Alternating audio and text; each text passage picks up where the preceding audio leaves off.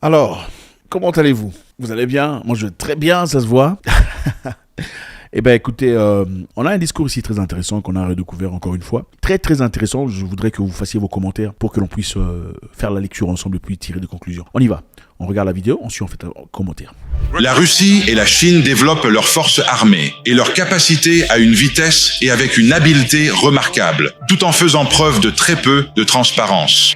Leurs industries de défense produisent des armes et du matériel militaire lourd à un rythme incroyable, non seulement pour les exhiber lors de grandes parades à Moscou et à Pékin, mais aussi pour sécuriser des sphères d'influence, projeter leur puissance et saper l'ordre international fondé sur des règles.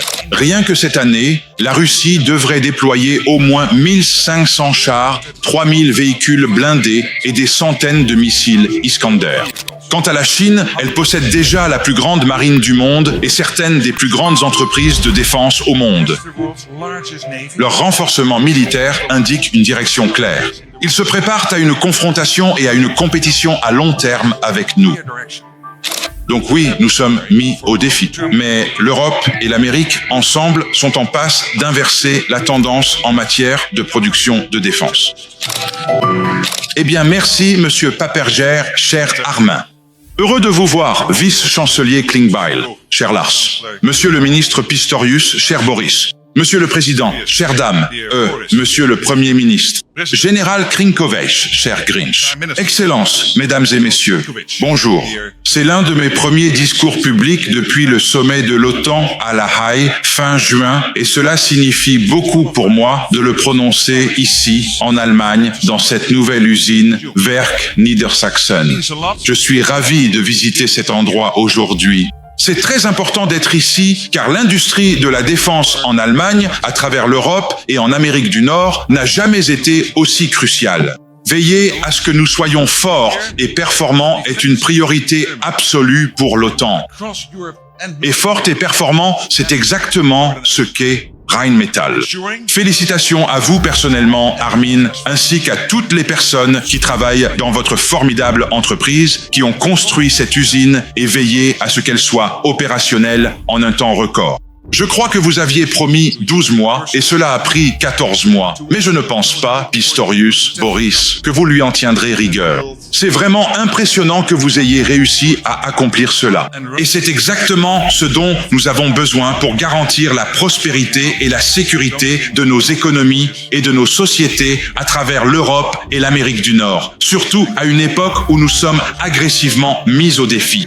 La Russie et la Chine développent rapidement et habilement leurs forces armées et leurs capacités, avec très peu de transparence. Leurs industries de défense produisent des armes et du matériel militaire lourd à un rythme incroyable, non seulement pour les exhiber lors de grandes parades à Moscou et à Pékin, mais aussi pour sécuriser des sphères d'influence, projeter leur puissance et saper l'ordre international fondé sur des règles. Rien que cette année, on s'attend à ce que la Russie mette en service au moins 1500 chars, 3000 véhicules blindés et des centaines de missiles Iskander. Quant à la Chine, elle possède déjà la plus grande marine du monde et certaines des plus grandes entreprises de défense au monde. Leur renforcement militaire indique une direction claire.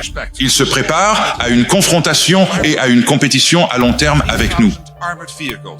Donc oui, nous sommes mis au défi, mais l'Europe et l'Amérique, ensemble, sont en passe de renverser la tendance en matière de production de défense. Et je l'affirme avec confiance pour deux raisons. Premièrement, parce qu'il y a de l'argent réel sur la table et que d'autres fonds vont suivre. Lors du sommet de l'OTAN à La Haye, il y a seulement 2 mois, les dirigeants de l'OTAN ont convenu d'un nouveau plan visant à investir 5% du PIB dans la défense. L'Allemagne a déjà annoncé qu'elle prévoyait d'investir près de 153 milliards dans la défense d'ici 2029. C'est une augmentation impressionnante en seulement 8 ans. Cela va plus que doubler les dépenses globales de défense de l'Allemagne en seulement 8 ans. Alors Boris, à toi, au gouvernement et à tous en Allemagne, je vous adresse mes plus sincères remerciements pour cela. L'Allemagne assume un rôle de leader, et elle le doit. Vous êtes la plus grande économie d'Europe, mais vous le faites et d'autres suivront. Nous voyons que les alliés de l'OTAN s'orientent actuellement vers un investissement bien plus important dans la défense à travers l'Europe, et c'est une bonne chose. Mais l'argent, à lui seul, ne garantit évidemment pas la sécurité. Comme Boris l'a dit, ce sont les capacités qui assurent la sécurité. Et cela m'amène à ma deuxième raison pour laquelle je suis convaincu que la tendance s'inverse en matière de production de défense. C'est parce qu'il y a une véritable puissance de feu et une innovation qui émane de nos industries. Dans toute l'Alliance, nous avons déjà élargi les chaînes de production existantes et ouvert de nombreuses nouvelles, comme celle-ci ici à Unterlüss. C'est absolument crucial pour notre propre sécurité, mais aussi pour continuer à soutenir l'Ukraine dans son combat aujourd'hui et pour dissuader toute agression à l'avenir. À l'OTAN, nous avons une liste claire et ambitieuse d'objectifs de capacité, comme je l'ai dit. Elle sera partagée avec l'industrie afin que vous ayez une vision claire des plans de réarmement de l'Alliance. Bien sûr, nous ne nous battons pas avec une liste. Nous nous battons avec des troupes bien équipées et bien entraînées qui ont besoin de navires, d'avions, de chars, de drones, de munitions et bien plus encore. Et c'est ce que nos industries de défense à travers l'OTAN doivent produire et livrer plus rapidement que jamais. Cela fait partie de notre dissuasion globale. La dissuasion ne vient pas de 5%. La dissuasion vient de la capacité à réellement combattre d'éventuels ennemis. Et Rheinmetall joue ici un rôle extrêmement important. En ce qui concerne les munitions, cette usine à elle seule prévoit de produire, comme Armin l'a dit, 350 000 obus d'artillerie par an. Et cela viendra s'ajouter à ce que produisent déjà les autres usines Rheinmetall. Cette année, vos usines en Allemagne, en Espagne, en Hongrie et aussi, d'ailleurs, en Afrique du Sud et en Australie visent à produire 700 000 obus d'artillerie.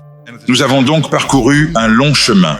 Aujourd'hui, la capacité annuelle de production d'obus d'artillerie en Europe est 6 fois supérieure à ce qu'elle était il y a seulement 2 ans. Et elle devrait atteindre 2 millions d'obus d'ici la fin de l'année, Rheinmetall représentant une grande part de cette croissance. Alors chaque applaudissement est mérité pour toi, Armin, et pour tes équipes. Et cela concerne les munitions. Donc, en ce qui concerne les munitions, nous faisons mieux, mais il nous faut maintenant des efforts similaires pour augmenter la production de capacités plus complexes, comme les chars, les systèmes de défense aérienne et les missiles. Désolé, pas le temps de se reposer, mais je sais que tu n'aimes pas te reposer. Je ne dis pas que c'est facile, mais c'est absolument nécessaire pour notre sécurité, aujourd'hui et à l'avenir. Comme je l'ai dit plus tôt, les défis auxquels nous sommes confrontés ne vont pas disparaître de sitôt.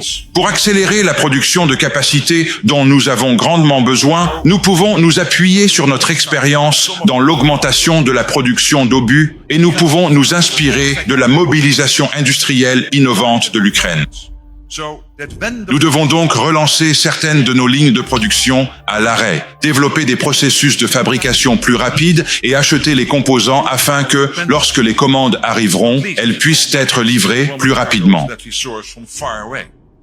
En même temps, nous devons d'urgence réduire nos dépendances, notamment en ce qui concerne les matières premières critiques que nous nous procurons de très loin. Et nous devons faire tout cela tout en maîtrisant les prix. Désolé Armin, afin que nous puissions acheter davantage et reconstituer nos arsenaux. C'est le défi du réarmement, et c'est une bataille que nous devons et que nous allons gagner. C'est essentiel pour notre sécurité et c'est essentiel pour notre prospérité économique. L'augmentation de la production de défense est un moteur de croissance économique, créant des milliers de nouveaux emplois, dont 500 ici à Unterlüss. Ainsi, pour l'avenir, j'encourage vivement Rheinmetall et l'ensemble de la base industrielle de défense transatlantique à maintenir des niveaux de production élevés, à placer la barre encore plus haut et à saisir les opportunités de faire davantage ensemble à l'échelle de toute l'Alliance et, bien sûr, avec nos partenaires comme l'Ukraine. C'est ainsi que nous maintenons la suprématie de nos capacités de défense, le succès de nos industries de défense et la force de l'OTAN. Merci beaucoup et encore une fois, félicitations pour cette inauguration importante. Merci. Si on n'acquiert pas la connaissance, les capacités, l'intelligence, l'armement, si on ne se développe pas comme l'a fait la Chine, aujourd'hui on ne peut pas blaguer avec la Chine parce qu'ils sont armés. On ne peut pas blaguer avec la Corée du Nord parce qu'ils sont armés. S'ils pouvaient, ils seraient déjà partis là-bas depuis très longtemps. Très très longtemps. Ils savent que c'est dangereux. Et c'est ça le langage, apparemment, le seul langage que l'on comprend. C'est ça. Faites-moi savoir ce que vous en pensez. C'est toujours un grand plaisir de vous suivre. Si vous n'êtes pas encore ici, faites ça, vous savez comment ça se passe. Vous ne faites pas encore partie de notre communauté, ça serait un grand plaisir de vous avoir, comme ça on va grandir ensemble. Faites un commentaire, ne partez pas sans faire un commentaire. On veut savoir ce que vous en pensez. God bless.